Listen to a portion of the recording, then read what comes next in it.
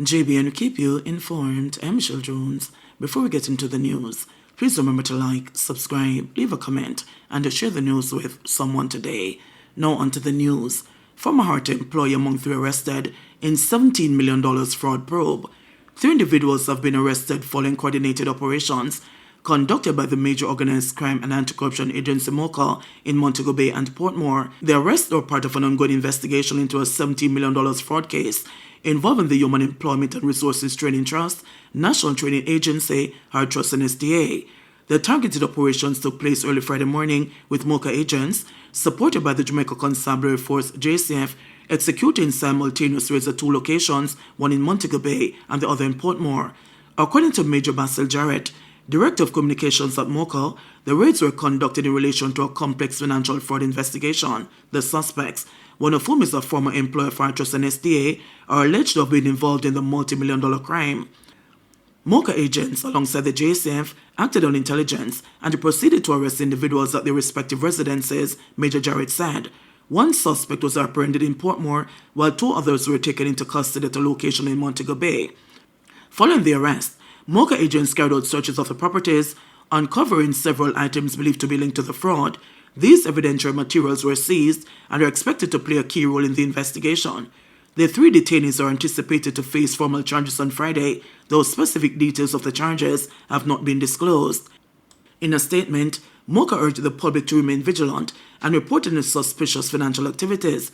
The agency emphasized that individuals can anonymously submit tips with dedicated tip line at 888 MOCA tip. The investigation is ongoing and more arrests or developments are expected in the coming weeks. St. Catherine businessman found dead with hands and feet bound. A St. Catherine businessman was on Thursday found dead with his hands and feet bound at a premises in High House District. Dead is Douglas Enlon, who lived in the adjoining community of Bushy Park. His body was found in his business place by persons who summoned the police. Enlon was found bleeding from his head and bounded. The Old Harbour Criminal Investigation Branch is probing the matter. Dopey man gunned down in Brayton, Portmore. A man was fatally shot in the head in Brayton, Portmore, St. Catherine this afternoon. It is reported that DeAndre Knight, otherwise called Dopey Man, was attacked by men armed with guns while in his yard. The shooting happened before 2 o'clock along Orchid Close. Its attackers fled the scene. The police were called and the scene was processed by investigators. Merlin students involved in fight, man stabbed. A man was stabbed in Hopewell Square in Hanover on Thursday amid a fight involving 2 students of Merlin High School. The injured man, who was taken to the Noel Holmes Hospital in Lucy, is the stepfather of one of the students. It is reported that some time ago, the 2 schoolboys had a dispute at the school and their parents were called in and the matter resolved. On Thursday, both students were in the town square among other pupils, awaiting transportation to school when they got into an argument, which became physical. The Hopewell police were called to the scene and the cops squashed a fracas. It was subsequently discovered that the stepfather of one of the students involved in the altercation was suffering from a stab wound. He was assisted to a hospital where he was admitted.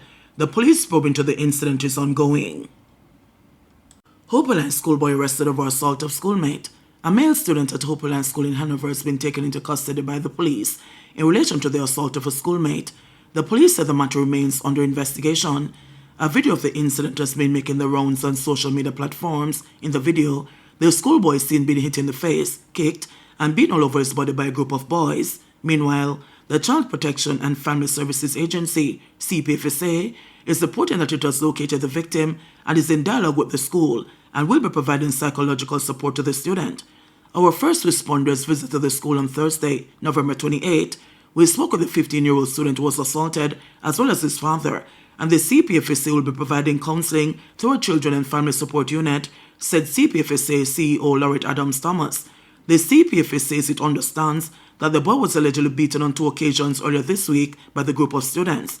The matter was reported to the police, and the 15-year-old is to receive medical attention today, Friday, November 29. The CPFSA was informed that the main suspect is arrested and is to go to court. The video was quite perturbing to watch. The behavior of the boys is simply heartless. We continue to see serious levels of aggressions in these bullying cases, which indicate that something is fundamentally wrong with our exposure to violence as a society. The CPFSA CEO is calling for parents to be more assertive in taking steps to safeguard and support their children.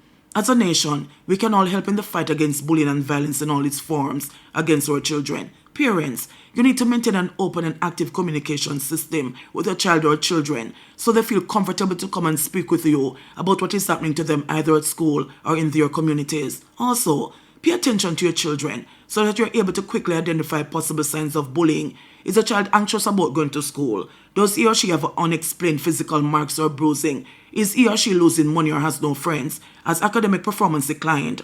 Additionally, if you get complaints about your child bullying others, or you notice aggression in your child's behavior towards others, take it seriously and get help for your child early. Most importantly, we need to be good role models to our children. Remember, violence begets violence, Adams Thomas said.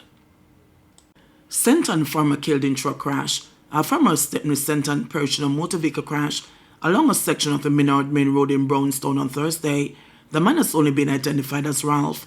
He was a passenger in the back of a Toyota Dino truck, which was traveling northerly when he collided with another truck.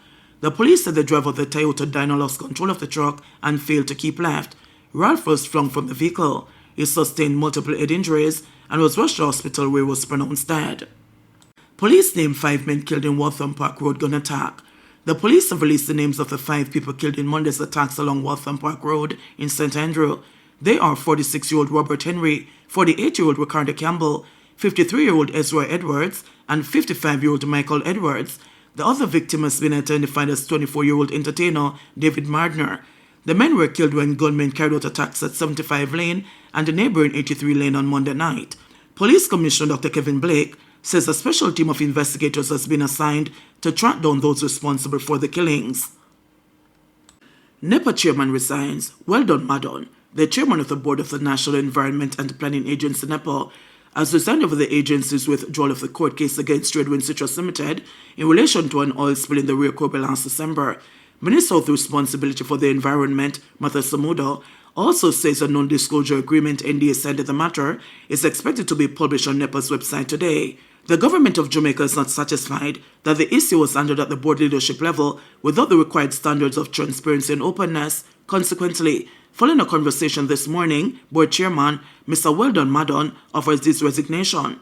Mr. Madon's resignation has been accepted and made a statement from Samuda on Friday afternoon said, he said the government understands valid concerns surrounding the care and protection of the Rio Grande, which is a unique and invaluable asset. He also stated that there have been valid expressions of concern regarding the inclusion of a non-disclosure agreement NDA clause in the mediated settlement. Samuda said he has instructed NEPA to waive its right under the NDA, and NEPA has formally written to effect the waiver. As a result, the mediated agreement, along the NDA and the chronology of events, will be made public on NEPA's website today, November 29, 2024, Samuda said. He noted that the government has previously signaled that NDAs should only be used in very limited circumstances. JBNN will keep you informed. Please remember to subscribe, like, share, leave us a comment, and click the notification bell to receive our daily news items.